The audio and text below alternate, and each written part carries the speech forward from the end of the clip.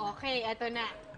Growing up, what were your parents' quirks that you found hard to understand or appreciate? At ngayong may anak na kayo, nakaka-relate na ba kayo sa mga magulang nyo and how they used to act?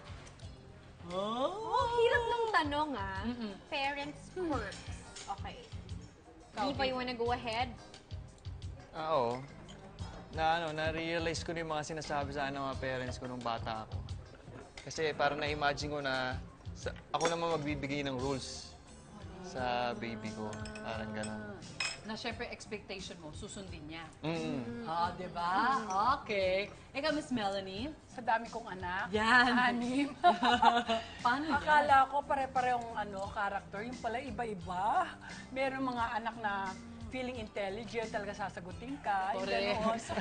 May pagka-smart. Meron namang mga iba na feeling na-interrogate sila sa akin. Okay na, parang maraming character sila. Pero kahit na nagkakadebatihan kami, the one thing I respect my children, yung kanilang decision, but I told them, okay, whether that's bad or good, I'm telling you already what is right and wrong. So it's up to you to make choices. But I just want to let you know, I'm here, your mom, not just a mother, your best friend, that if you need someone that you secretly tell something, sabi ko, I will be here loving you forever.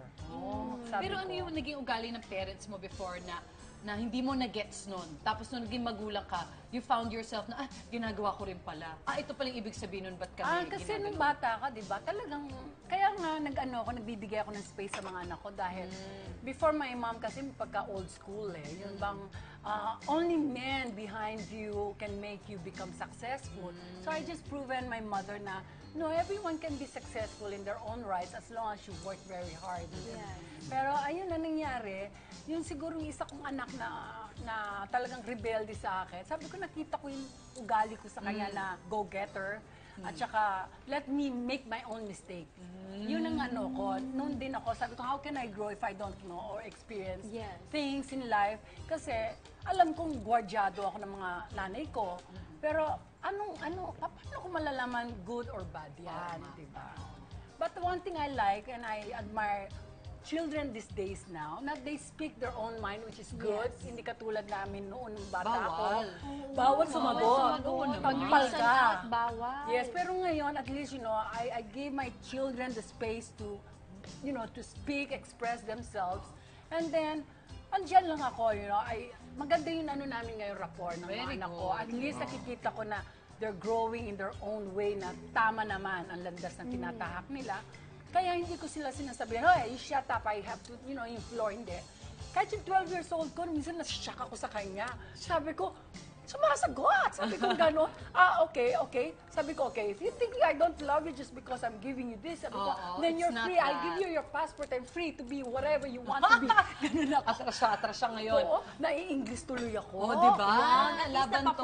Oo nga, buti na lang. Kaya maganda nga yung maraming anak na iba-iba Maraming nasyon. natututunan. Oo. UN sila. International, Si diba? Viva may experience in Cinderella time? Ano yun? Curfew? Before, oo. Pinapauwi agad ako. Dapat 12, uwi na. Nasa Ikaw, bahay na. lalaki? Until what age? Oh, wow. Until before he got married. Joke lang. Ganun ba? Hindi ko 15, 16, ganun. Oo okay naman. lang. Parang oo nga. Okay. Uwi daw agad. Oo naman. Hanggang ako nga ngayon, pinapauwi ako Diba? agad. Saan ka na? Tapos ka na ba? Uwi ka agad. Ano ba? Hindi ba pwede mag-dinner out? Tapos yung maliit lang ng 11, Cams, saan ka na? Yung talagang, Talaga. Ano nakita mo sa parents mo dati na na-realize mo, okay, now I get it. Nung nagkaanak ka na. yung sobrang strict sila. Kasi talagang we were never allowed to go out as much. Especially ako. So parang hindi na ako nagtatry magpaalam kasi I know I'd get a no.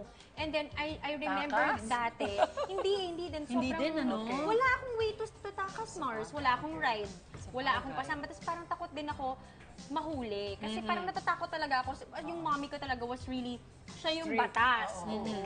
So parang sobrang strict niya. Now I understand why. And I'm actually thankful that she was like that to me. Kasi syempre kung naging lenient siguro siya, baka hindi ko na alam kung ano yung mas ugali ko ngayon. So parang na-appreciate ko na buti na lang ganito yung nanay ko or buti na lang hindi niya ako masyadong pinayagan kasi parang na-realize ko na wala naman pala din akong masyadong labis. Pero of course, when you were younger, kung hindi ka nakasama sa outing ng barkada, Exactly. Tapos nagkwentuhan sila sa school. You Ikaw lang feel yung so out. bad. Totoo Yung yan. anak kong isa, yun ang Totoo yan. nag-rebelde siya, nahuli nga siya umakit ng Bakod. bakod. Classic. Na-fine tuloy siya ng gwardiya. Oh, ayan. Sa school Subdivision. Ako Ikaw, sa school Mars. ko ginawa. Ako I think yung part na parang feeling ko nung bata kami na parang tinitipid kami ng mom ko. Kasi siya yung taga-budget, di ba? Correct. Parang feeling ko, mga kotse naman kami, mga julahas naman itong nanay ko. Parang, bakit ang tipid-tipid magbigay ng mga whatever, ng mga baon, ng mga ganyan. Pero I was so glad when I got older kasi abuso din ako eh. So parang ubos biyaya din ako. Hanggat meron, di ako titigil hanggat di naubos yung laman ng wallet ko. So siguro nakita niya sa personality namin, delikado to. Itong isang to, iba to. Daily. Ang baon namin ng college siya kami, daily namin kinukuha. Di katulad na iba. Weekly. Di ba? Kasi nga, tinuturuan nga sila na mag-budget kayo, ganyan. Daily kami. Tapos parang na-realize ko after when we got older na parang, wow, buti na rin hindi din parang kinonsinti nung nanay ko yung mga gusto namin na this and that Right. na na-spoil kami. Tapos nun, ubos biyaya naman or todo gimmick naman. Parang walang bukas. So, ganun ka rin sa kids mo? So I think with my kids ganun din, it's hard for us kasi I feel the same. When parang pag hiningan ka ng ganito, meron ka naman pambigay, di ba? So ano yung reason mo kung ba't hindi mo ibibigay lang? Explain ka ngayon. Yes. Kailangan magtutumag budget. Yes. Other people have their own rules. Kung ganun ang baon nila, hindi ganun yung baon